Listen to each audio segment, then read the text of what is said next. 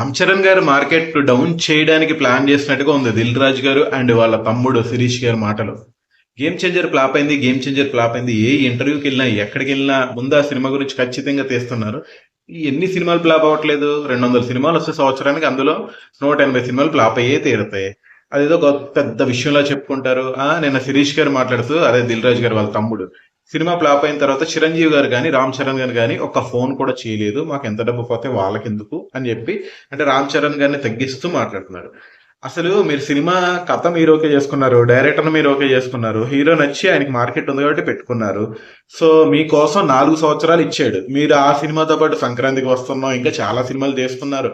Director కూడా Indian 2, Indian 3 ఇవన్నీ చేసుకున్నాడు. బట్ రామ్ చరణ్ గారు 4 సంవత్సరాలు ఆ సినిమా గురించి కష్టపడితే మీరు ఏమి ఇచ్చారు? అటర్ ఫ్లాప్ సినిమా ఇచ్చారు. మరి ఆయన టైం మీరు తిరిగిస్తారా?